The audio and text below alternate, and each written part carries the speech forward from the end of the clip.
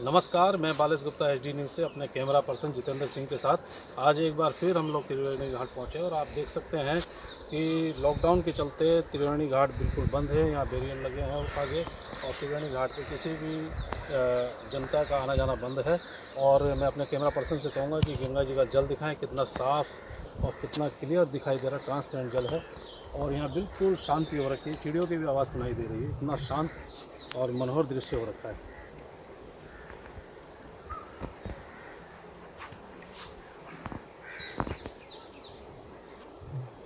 इसके साथ ही त्रिवेणी घाट से आज हम आपको टीवी के जाने माने कलाकार से मिलवाते हैं, जिनके 2 टीवी सीरियल सिस्टम बहुत लोकप्रिय हो रखे हैं और जनता जिनको बहुत पसंद कर रही है। उनमें से एक भाभी जी घर पर हैं और दूसरा ये रिश्ता क्या कहलाता है। ये 2 सीरियल आजकल टीवी में बहुत लोकप्रिय हैं। उनमें जो हमारे टीवी कलाकार हैं, इन्होंने कई एपिसोड में काम किया है। चलिए हम उनसे पूछते हैं कि त्रिवेणी घाट से बॉम्बे का सफ़र उन्होंने कैसे तय किया, किस तरह से उन्हें स्ट्रगल का सामना करना पड़े, इस पर विस्तार से चर्चा करते हैं। आइए चलिए उनसे मिलते हैं। ये टीवी कलाकार श्री संजय अग्रवाल जी से हम आपकी मुलाकात कराते हैं। तो अग्रवाल जी, सबसे पहले HD न्यूज़ में आपका बहुत बहुत स्वागत है। धन्यवाद। अग्रवाल जी, सबसे पहला प्रश्न मेरा यही है कि त्रिवेणी घाट से बॉम्बे का सफ़र आपने कैसे तय किया? एक्चुअली मुझे बचपन से ही फिल्मों का बहुत ज़्यादा शौक़ था। मतलब पोजीशन ये थी कि मुझे अगर 2 ऑप्शन दिए जाते थे कि भाई तुमने खाना खाना है या फ़िल्म देखनी है, तो मैं फ़िल्म देखना ज़्यादा प्रेफर करता था जी। और वही शौक़ मुझे मतलब अंदर ही अंदर मतलब क्रिएट होता रहा। ख़ास तौर पे मुझे एक्टिंग से ज़्यादा सिंगिंग का था। जी। मैंने 1977 में अनुरोध पिक्चर देखी थी राजेश खन्ना की। जी। तो उसमें राजेश खन्ना का नाम संजय ही था और वो बहुत बड़े सिंगर थे उस फिल्म में। तो तब से एक जुनून था मुझे सिंगर बनने का स्पेशली। जी। और फिर उसके बाद काफ़ी फिल्में देखी, कर्ज, इस तरह की मतलब रेगुलर फिल्में देखता रहा मैं बहुत छोटी एज से ही। जी। तो मन में कहीं ना कहीं रहता था कि भाई मैं इस लाइन से जुड़ूं, लेकिन पारिवारिक स्थिति ऐसी नहीं थी कि मैं मतलब अपना घर बार छोड़ के, और एक्चुअली बिजनेस फैमिली से हूँ मैं, तो ऐसा सिस्टम बन नहीं पाया कि मैं मुंबई जा सकूँ। तो वो शौक़ अंदर ही अंदर दबा रहा। और अब 2013 में मुझे बाई चांस ऐसा मौका मिला तो मैं इस लाइन से जुड़ गया। तो 2013 में ऐसा क्या टर्निंग पॉइंट क्या है? एक्चुअली 2013 में ये सब टीवी के सीरियल लापतागंज और चिड़ियाघर की शूटिंग हुई ऋषिकेश में। तो वो दोनों सीरियल का मैंने कोऑर्डिनेट किया, उनमें मैंने लाइन प्रोडक्शन का काम मुझे बाई चांस मिल गया। जी। तो मैंने वो दोनों सीरियल यहाँ शूट कराए, ऋषिकेश में शूट कराए। ऋषिकेश में उसका त्रिवेणी घाट पे दशहरे का भी शूट कराया मैंने। तो लापतागंज और चिड़ियाघर दोनों ये एक्चुअली एक ही डायरेक्टर साहब के थे, हमारे धीर साहब के, गरिमा प्रोडक्शन हाउस के हैं ये। जी। जी। तो मैंने फिर जब लापतागंज का शूट कराया त्रिवेणी घाट पे, तो मेरी अंदर की इच्छा उस समय पूरी हो गई। मतलब डायरेक्टर ने खुद ही जो है मेरे उसमें 2 रोल डाल दिए, बहुत छोटे छोटे रोल थे हालांकि, लेकिन एक उससे एक्टिंग का एक आगाज़ हो गया। मतलब वो जो दिमाग का कीड़ा था वो बाहर निकलना शुरू हो गया। और फिर मैंने वो फेसबुक वगैरह पे जैसे अपने उसके क्लिप डाले, तो मेरा सर्किल काफ़ी बड़ा है, दोस्तों का भी रिलेशन भी काफ़ी है। जी। तो सबको बड़ा पसंद आया। तो सबका मतलब यही रहा कि भाई आप जब अच्छी मतलब इस लाइन में कर सकते हो तो आप इसको करा जाए तो अच्छा रहे। जी। मेरा सवाल यही था कि क्योंकि आप एक बिजनेसमैन हैं और बिजनेसमैन और एक्टिंग में आ जाना ये बड़ा ताज्जुब वाली बात है। बस वो एक्चुअली मन की इच्छा थी। कई बार क्या होता है, असल में क्या है कि आपने देखा होगा ज़्यादातर लोग, मेरे ख्याल से 50% से ज़्यादा लोग ऐसे हैं भारत में कि वो अपनी पसंद का बिज़नेस नहीं कर रहे हैं या जॉब नहीं कर रहे हैं। बहुत से आदमी भाई खिलाड़ी प्रवृत्ति के हैं, लेकिन वो मजबूरी, मतलब घर की परिस्थिति ऐसी है, वो बिज़नेस कर रहे हैं या कहीं जॉब कर रहे हैं। हाँ, तो वो अपने मन की नहीं कर पाते। लेकिन अब क्या था कि मैं असल में मेरा कुछ पर्सनली नेचर भी अलग किस्म का है। मैं ज़्यादा मतलब जोड़ने में इसमें विश्वास नहीं रखता। मैं घूमने फिरने में अपनी लाइफ अपने हिसाब से जीता हूँ। मैं फ़ोटोग्राफ़ी भी मैंने की है 4 साल तक, काफ़ी मतलब मैं प्रोफेशनल फ़ोटोग्राफ़र भी रहा हूँ। तो मतलब एक नेचर में इस तरह का है और मुझे नेचर की बहुत वो है, मैं नेचर की पिक्स वगैरह बहुत खींचता हूँ। तो ये उससे ही संबंधित काम था, तो मैं उससे जुड़ता चला गया। अगला सवाल ये है कि आपके 2 टीवी सीरियल आजकल बहुत लोकप्रिय हो रखे हैं, जिनमें एक भाभी जी घर पे हैं और दूसरा ये रिश्ता क्या कहलाता है। तो मेरा ये प्रश्न है कि आप इनमें कैसे आपको रोल मिला, आप कैसे वहाँ तक पहुँचे, और दूसरा आपके आने वाले सीरियल कौन कौन से? एक्चुअली क्या है कि जो मैंने सीरियल किया था लापतागंज और चिड़ियाघर, जी तो उसके जितने भी एक्टर थे, प्रोड्यूसर, डायरेक्टर वगैरह, उन लोगों से मेरे बहुत अच्छे संबंध मैंने बनाए। जी जनरली क्या होता है, आप किसी भी शहर में शूटिंग होती है तो जो लोग शूटिंग करने जाते हैं, आम आदमी सोचता है यार ये फ़िल्म वाले हैं, बम्बई के हैं, इनको हम लूट लें और उनसे बस पैसा लेके उनका मतलब पैसा लेने का मकसद होता है। जी मैंने एक्चुअली पैसे की मुझे ज़रूरत नहीं थी इस फील्ड के थ्रू, मतलब क्योंकि मेरे को शौक़ था। फ्री ऑफ कॉस्ट किया हाँ, आपने? मैंने फ्री ऑफ कॉस्ट किया और संबंध बनाए, एक उनसे यारी दोस्ती बनाई, तो और उनको मतलब एक उन संबंधों के आधार पे ही बस टीवी सीरियल आपको मिल टीवी गए? सीरियल मुझे मिले। उसके बाद फिर इन्होंने अपने हमारे नीली छतरी वाले सीरियल एक आया था, आपने शायद सुना होगा, जी काफ़ी फेमस सीरियल था GTV का। जी तो नीली छतरी वाले की शूटिंग भी ऋषिकेश में ही हुई थी। अच्छा तो मैंने उसमें पंडित जी का रोल निभाया था। काफ़ी वो लंबा रोल था, प्रभावशाली रोल था, और उसका मैंने लाइन प्रोडक्शन का काम भी मैंने किया था, और वो भी गरिमा प्रोडक्शंस का ही सीरियल था। अच्छा हाँ जी। तो उस सीरियल से मुझे काफ़ी पॉपुलैरिटी मिली, और फिर मेरे मन में एक ये बात आई, मैंने कहा भाई जैसे ये लोग यहाँ आते हैं, भाई मैं इनको अच्छे से वेलकम करता हूँ, इनसे भाई दोस्ती मेरी है, भाई आप यहाँ आए मैं आपको वेलकम करूँ। तो मैंने कहा मैं जाता हूँ मुंबई। तो फिर मैं 2015 में मैं मुंबई गया। अच्छा 2015? इस सिलसिले में मैं 2015 में मैं मुंबई गया, फरवरी 2015 में। तो वहाँ जाके फिर मैंने दोबारा से नीली छतरी वाले में फिर मैंने कमिश्नर का रोल किया, और फिर मुझे भाई अपने फ्रेंड सर्किल के थ्रू ही सबसे मेरा मुलाकात हुई, परिचय हुआ। फिर मैंने जो है एडिट 2 के सीरियल भाभी जी घर पे हैं में काम किया जी, और उस तरह से फिर परिचय बढ़ता गया, तो मैंने फिर और कई सीरियलों में काम किया। अच्छा अभी आपके आगामी आने वाले और कौन कौन से सीरियल हैं? आगामी सीरियल तो अभी एक्चुअली क्या है, हमारे 2 सीरियल रेगुलर चल रहे हैं जी, भाभी जी घर पर हैं और ये रिश्ता क्या कहलाता है, और ये दोनों बड़े सफल और बहुत अच्छे सीरियल एक हैं। चीज़ आपकी बात काट रहा हूँ, इसमें भाभी जी घर पे हैं, मैं किस किरदार में हैं आप, और ये रिश्ता क्या कहलाता है उसमें कौन से किरदार हैं?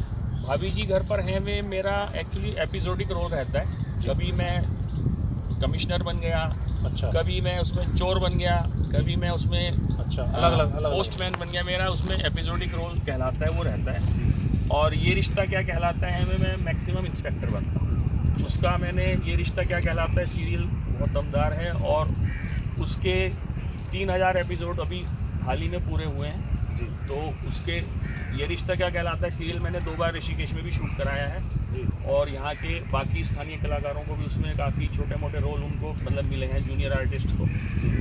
तो आने वाले कौन कौन से सीरियल अभी आप बता दें? आने वाले सीरियल हमारे अभी एक्चुअली अभी तो सब गड़बड़ हो गया है कोरोना के चक्कर में, लेकिन अभी इन्हीं के एडिट 2 वालों के, जिनका भाभी जी घर पर हैं और जीजा जी छत पर हैं, ये और हप्पू की उल्टन पलटन 3 सीरियल अभी चल रहे हैं। ये भी हास्य सीरियल है? ये तीनों हास्य सीरियल हैं। मैंने जीजा जी छत पर हैं में भी अलग अलग इसी तरह के रोल किए हैं, और अभी हमारे 1-2 सीरियल इन्हीं के एडिट 2 वालों के और पाइपलाइन में है, वो जल्दी ही लॉकडाउन के खुलते ही शुरू होंगे।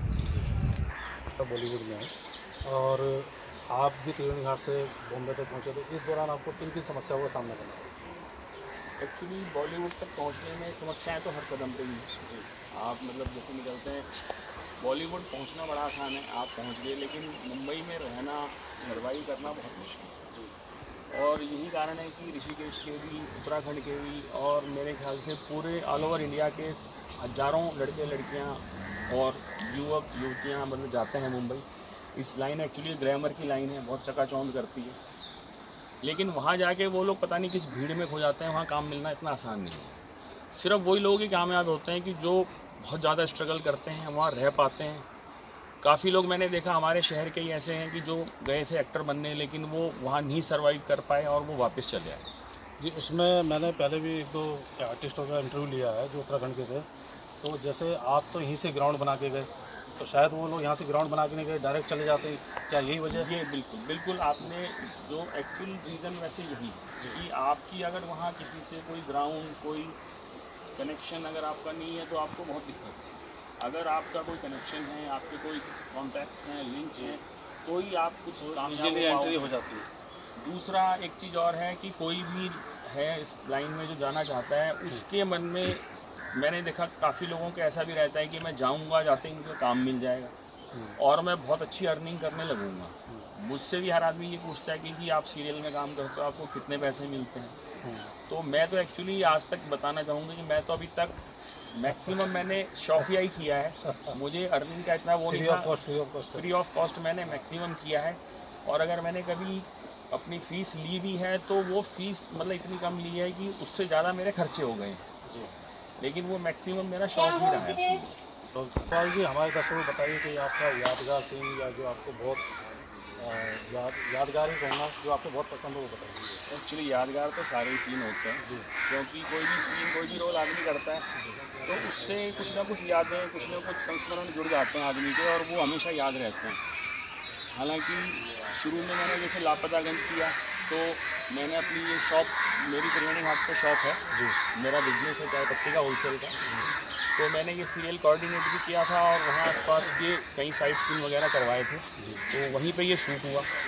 तो मोहल्ले वालों ने, पड़ोस वालों ने, आजू बाजू वालों ने मतलब उनको देख के बड़ा आश्चर्य हुआ कि भाई ये इसमें कहाँ से आ गए। तो पहली याद तो वहीं से शुरू हुई। पहला सीरियल आपको वही था? दूसरा सीरियल जब मैंने नीली छतरी वाले किया तो उसमें मैं पंडित जी के रोल में था, और पंडित जी में एकदम रियल पंडित जी लग रहा था। तो दूसरी याद मेरी वो है। और फिर ये रिश्ता क्या कहलाता है, मैंने ये राम झूला, लक्ष्मी झूला सराउंडिंग पूरे एरिया में कराया था। तो उसमें मैं इंस्पेक्टर के रोल में था। तो उसमें एक दो बंदे मेरे पास आ गए रिपोर्ट लिखाने, जब मैं लक्ष्मी झूला में घूम रहा था पुल पे। अच्छा। तो वो मुझे रियल इंस्पेक्टर समझ के रिपोर्ट लिखाने आ गए थे। तो यादें सारी जुड़ी हैं। फिर भाभी जी घर पे हैं का तो कोई तोड़ ही नहीं है, वो तो मतलब पूरी दुनिया को गुदगुदा रहा है। और जीजा जी छप्पर हैं में भी मैंने काम किया है। तो यादें तो हर जगह जुड़ी हैं, और मतलब एक यादों का ही सफ़र है जी, जो चला आ रहा है और गंगा माई की कृपा से चलता रहे। अच्छा, मेरा एक बहुत महत्वपूर्ण सवाल है कि जो नए कलाकार हैं और बॉलीवुड में एंट्री करना चाहते हैं, उनके लिए आपका क्या संदेश है? संदेश तो यही है जी कि आदमी एक्चुअली क्या है कि हर आदमी ठीक है, मैं अपने आप को बहुत टैलेंटेड समझता है, लेकिन जब हम बाहर निकलते हैं तो पता लगता है कि हमारे से भी टैलेंटेड एक से एक लोग पड़े हैं। तो आप घर छोड़ने से पहले या यार दोस्तों में, फेसबुक में बड़े बड़े अपने वो डालने से पहले आदमी को पहले अब तोल लेना चाहिए औरों के मुकाबले भी कि भाई मैं कहाँ खड़ा हूँ जी, और उसके बाद ही वो बम्बई जाए और पूरा सिस्टम बना के जाए। क्योंकि मैंने देखा है अक्सर कि वहाँ जाके कई लोगों की दुर्गति हो जाती है और वो घर के भी नहीं रहते, घाट के भी नहीं रहते, वो वापस आते हुए भी फिर उन्हें शर्म आती है। ऐसे बहुत से केस देखे गए, वो अपनी ज़मीन जायदाद बेच के सारा पैसा लेके वहाँ चले गए और वो बर्बाद ही हो गए, बर्बाद हो जाते हैं। एक्चुअली मैं गंगा माई की मेरे को बड़ी असीम कृपा है इस मामले में, वैसे तो हर मामले में ही है कि मुझे बम्बई में जो लोग भी मिले हैं वो बहुत जेन्युइन, बहुत अच्छे लोग मिले हैं जी। वरना वहाँ पे काफ़ी लोग ऐसे भी हैं जो आपको इतना फूक पे चढ़ा देते हैं कि आप अपना सब कुछ बेच के, जो आप कह रहे हैं वो बेच बाच के आप मुंबई चले जाते हैं, और बाद में पता लगता है कि आप बिल्कुल खाली हाथ वापस आ रहे हैं, या वहीं पे बहुत से लोग सुसाइड भी कर लेते हैं। ऐसा भी अक्सर देखा है, आपने अक्सर देखा होगा आजकल मॉडल वगैरह जी काफ़ी सुसाइड कर लेते हैं। तो वहाँ पे क्या है, आदमी के अंदर हीन भावना भी आ जाती है, फिर पार्शियलिटी भी कई जगह होती है, और बाकी भी काफ़ी चीज़ें होती हैं, सबको पता ही है मैं अपने मुँह से क्या कहूँ।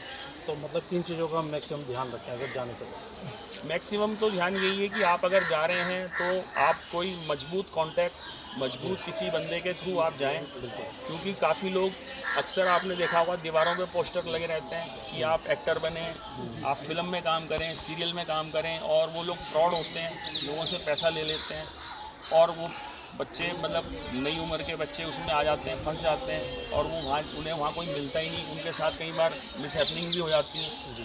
तो इस तरह की मतलब आप पहले मुंबई अगर आप जा रहे हैं किसी जेन्युइन बंदे के थ्रू जाएं, और अपने आप को काबिल, कैपेबल समझते हैं तभी जाएं जी। आपने बताया कि आपके कॉन्ट्रैक्ट रहने बॉम्बे में, तभी आपको सीरियल्स में भी काम मिला है, तो यहाँ ऋषिकेश में आप कोऑर्डिनेशन का भी काम करते हैं? हाँ, मैं एक्चुअली मेरा बेसिकली काम वैसे लाइन प्रोडक्शन और कोऑर्डिनेशन का ही है जी। मैंने लापतागंज, उसके बाद ये रिश्ता क्या कहलाता है, नीली छतरी वाले, ये सब सीरियल कराए हैं जी। और इनके अलावा मैंने 32 किलोमीटर चालू फिल्म थी, उसका भी मैंने लाइन प्रोडक्शन का काम किया जी। उसके अलावा काफ़ी मतलब डॉक्यूमेंट्रीज़ वगैरह बनती हैं, इंग्लिश मूवीज़ भी बनती हैं, क्योंकि ऋषिकेश भाई एक वेल नोन जगह है, योगा सिटी भी है, तो यहाँ पे अक्सर शूट होते रहते हैं। तो मैं मतलब, और फिर क्या है कि मेरा सर्किल है, मेरे पे जूनियर आर्टिस्ट हैं, पूरी टीम है, पूरा नेटवर्क है, तो उस हिसाब से मैं लाइन प्रोडक्शन में कराता रहता हूँ अक्सर काफ़ी सीरियल्स का। अच्छा, हमने सुना है कि आप अच्छी एक्टिंग के साथ साथ गाते भी बहुत अच्छा हैं, तो हमारे दर्शकों को कुछ सुनाइए। एक्चुअली मुझे वैसे एक्टिंग क्या, सही मायने में तो मेरे को गाने का ही शौक़ था, जैसे मैंने आपको बताया था। मैं मतलब सिंगिंग के हिसाब से ही मेरा बचपन में कीड़ा था, और उस समय तो वो नहीं निकल पाया। अब मज़े की बात ये है, मुझे एक्टिंग का मिला चांस, तो मैं एक्टिंग करते करते और फिर स्टार मेकर के थ्रू मैंने गाने का भी फिर अपना शौक़ पूरा किया। और अभी हाल फिलहाल में मुझे समय मिला तो मैंने कोरोना पे 2 गाने भी लिख दिए, खुद से लिख भी दिए हैं, और वो मैंने गाए भी हैं। और उनमें से एक गाना मेरा HNN न्यूज़ चैनल पे भी आया था, और एक मेरा गाना FM पे भी आया था, और बाकी अभी एक गाना मेरा आजकल में ही मैं अभी गाने वाला हूँ, वो भी रिलीज़ होने वाला है। तो जो नया है वो बता दीजिए। हाँ, उसके अलावा एक मैं बता दूँ आपको, और बता दूँ, मैं एक्चुअली हरियाणा के जो सबसे बड़े सिंगर एक्टर हैं राजेश सिंहपुरिया जी, वो मेरे बिल्कुल बड़े भाई जैसे हैं। तो अभी मैं एक एल्बम निकालने वाला हूँ, उसकी शूटिंग मेरी मार्च में होनी थी। अच्छा, 17 से 19 मार्च होनी थी, तो वो अब निकट भविष्य में जैसे ही मतलब सुटेबल होगा तो मैं उसकी शूटिंग करूँगा, और उसमें भोले के, गंगा जी के, इस तरह के भजन होंगे। उसमें मेरे भजन, मेरे गाए हुए भजन भी होंगे, और मेरे ऊपर फिल्माए हुए भी होंगे।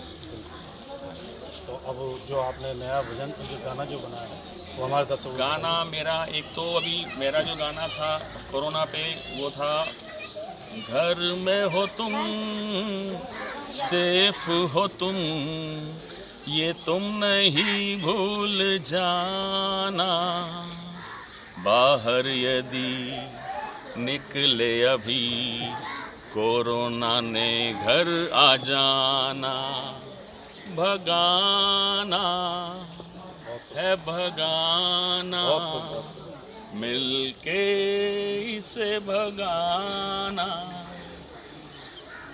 अग्रवाल जी, बहुत अच्छा आपने सुनाया कोरोना पे गाना, और अभी आप इसको डाल चुके हैं मेरे ख्याल यूट्यूब पे भी डाल, ये तो मैं डाल चुका हूँ। एक और कोई दूसरा हो कोई? वो भी डाल चुका हूँ, वो भी। हाँ, वो भी सुना दिए 2 लाइन। मोदी जी की बात सुनो, कुछ दिन सब घर पर ही रहो, धो हाथ बार बार, सोशल डिस्टेंसिंग करो, धो हाथ बार बार, सोशल डिस्टेंसिंग करो। मोदी जी की बात सुनो, कुछ दिन सब घर पर ही रहो, धो हाथ बार बार, सोशल डिस्टेंसिंग करो। बहुत खूब। तो ये हमारे साथ टीवी कलाकार संजय अग्रवाल जी थे, जो त्रिवेणी घाट पे इनकी दुकान है। एक बिजनेसमैन है, लेकिन कोऑर्डिनेशन का भी काम करते हैं। बॉम्बे भी इनका कॉन्टैक्ट रहे, आते जाते रहते हैं। उन्होंने टीवी सीरियल में भी काम कर रहे हैं। तो इनका यही मैसेज है नए कलाकारों के लिए कि कोई भी आर्टिस्ट जो ये सोचता है कि उसके अंदर योग्यता है, लेकिन बॉम्बे जाने से पहले वो अपने कॉन्टैक्ट, अपने पक्के संपर्क जरूर बनाएं, तभी जाएं, क्योंकि संघर्ष बहुत लंबा रहता है और इतनी जल्दी किसी को कामयाबी नहीं मिलती। इसलिए सभी को सोच विचार कर ही कदम आगे बढ़ाना चाहिए। तो अग्रवाल जी, SG न्यूज़ से बात करने के लिए आपका बहुत बहुत शुक्रिया। शुक्रिया आपका जी।